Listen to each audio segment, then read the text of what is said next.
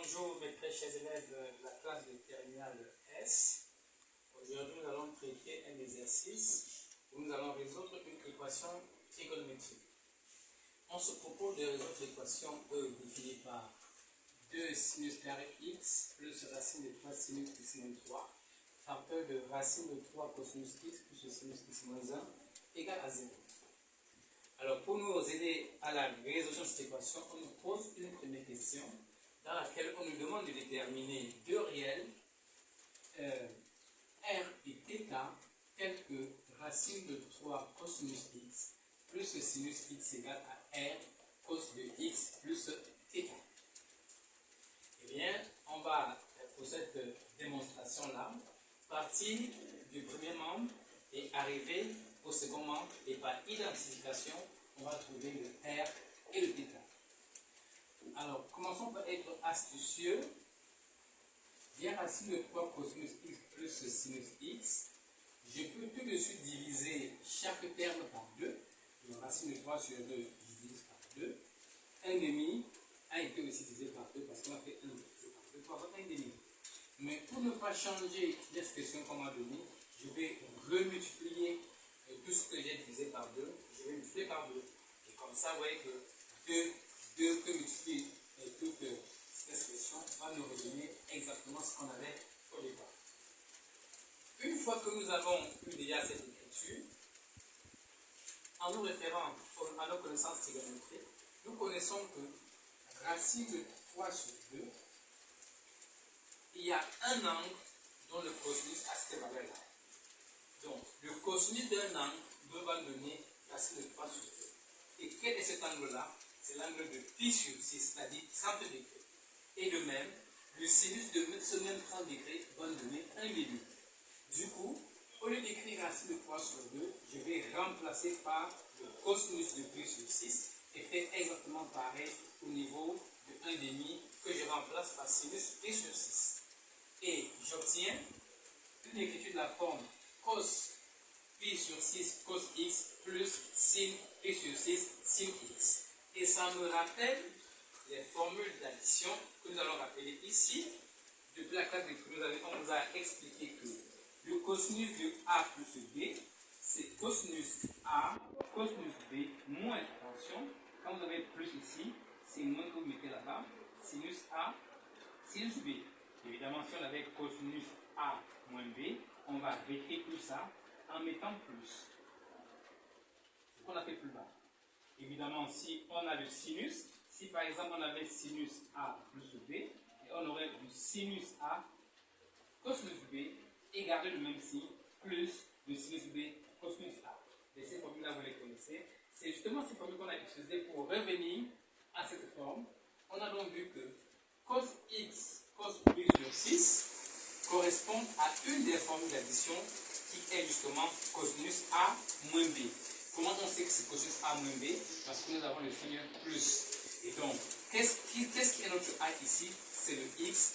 Et notre B, c'est le pi sur 6. Donc, toute cette écriture en parenthèse que l'on s'écrit tout simplement cosinus x moins pi sur 6. Et ainsi écrit, on a ce qu'on voulait.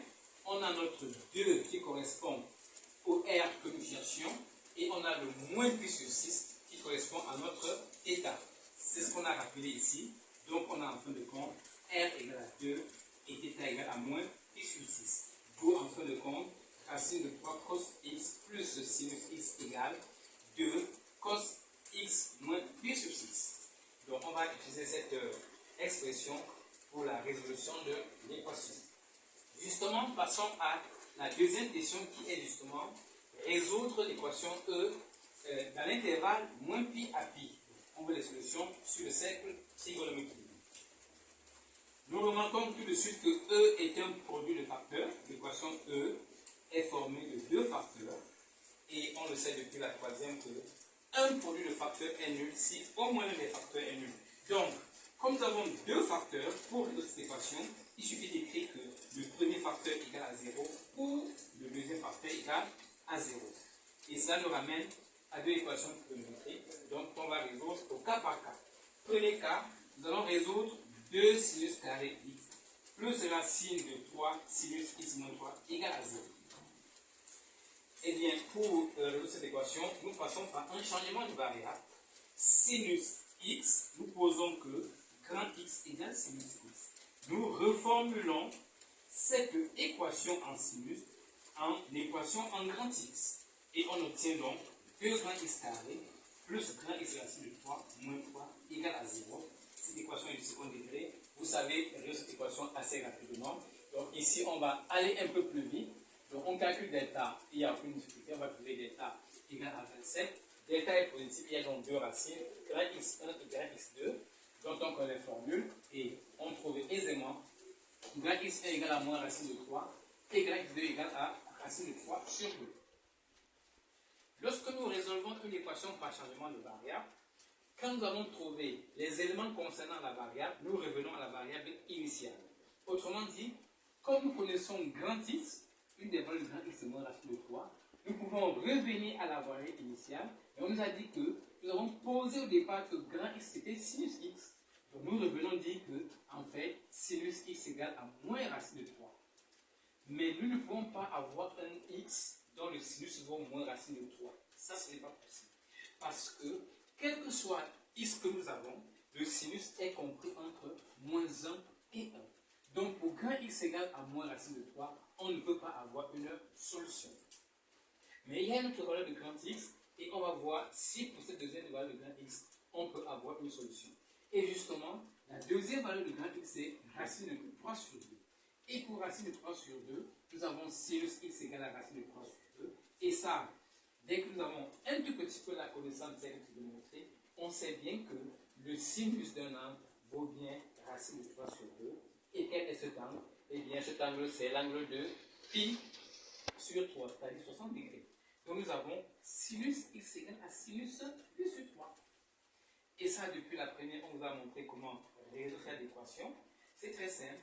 En réalité, le sinus de pi sur 3, qui vaut, on a dit racine de 3 sur 2, il y a un autre angle dont le sinus vaut exactement également racine de 3 sur 2. Et cet angle-là, c'est pi moins pi sur 3. C'est l'angle pi moins pi sur 3. Et donc, lorsque nous calculons cela, nous calculons pi moins pi sur 3, on va donc retrouver les deux solutions de notre équation. Et on n'oublie pas de rappeler que c'est plus 2k pi, k appartenant à z. Parce que si vous avez un angle, quand vous faites un tour, vous retombez sur le même angle. Si vous faites 10 tours, ça ne change pas, peu importe le sens que vous avez choisi. Et comme nous voulons la solution dans l'intervalle moins pi à pi, les seules solutions valables, c'est bien pi sur 3 et 2 pi sur 3. Donc pour ce premier cas, la solution que nous avons trouvée, c'est pi sur 3 et 2 pi sur 2. Passons au deuxième cas avec la résolution du deuxième facteur de notre équation, soit racine de 3 cos x plus sinus x moins 1 égale à 0. On va se servir justement de la première question. On nous a demandé de démontrer qu'on pouvait avoir cette égalité. On a démontré. Et on va justement prendre cette égalité pour résoudre cette équation. Et on se retrouve à 2 cos x moins pi sur 6 égale à 1. On peut donc diviser les deux nombres par 2. Et on retrouve donc cette équation un peu plus simple. Cos x moins pi sur 3 égale à 1 demi. Et là encore, nous connaissons un angle dont le cosinus vaut 1 demi. Cet angle, c'est pi sur 3, c'est-à-dire 60 degrés. Et nous savons également qu'un angle et son opposé ont exactement le même cosinus. Tout comme on vient de voir que un angle et son complémentaire avaient le même sinus. Et donc, on peut écrire que cosinus de x moins pi sur 6 égale cosinus de pi sur 3. C'est-à-dire que x moins pi sur 6 égale à pi sur 3 plus 2k pi, ou 2k pi.